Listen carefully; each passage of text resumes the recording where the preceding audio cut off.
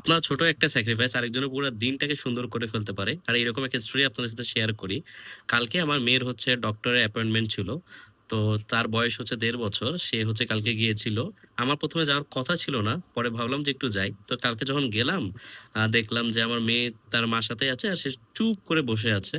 হয়তো সে মন খারাপ ছিল। তারপরে সে যখন আমাকে দেখলো, তারপর সে খুব খুশি হয়ে গেল। আ সে আমাকে নিয়ে ডক্টর যতক্ষণ না তার কল আসতেছিল, সে হচ্ছে আমাকে নিয়ে পুরো হসপিটালটা হচ্ছে ঘুরতেছিল। সে আমাকে এটা দেখাচ্ছিল, ওটা দেখাচ্ছিল, অন্য বেবি দেখাচ্ছিল। মানে সে খুবই খুশি।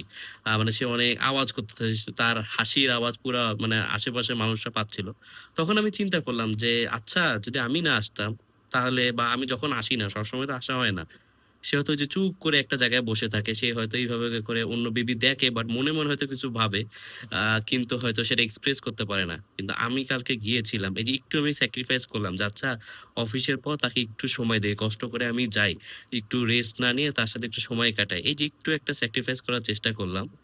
তার পুরা দিনটাই কিন্তু সুন্দর হয়ে গেল। সে কালকে অনেক খুশি ছিল। তো এইরকম অপরচুনিটি আমাদের কাছে মাঝে, মাঝে আসে যে আমরা যদি ছোট একটা স্যাক্রিফাইস করি, তাহলে আরেকজনের পুরা দিন বা পুরা লাইফটা সুন্দর হয়ে যেতে পারে।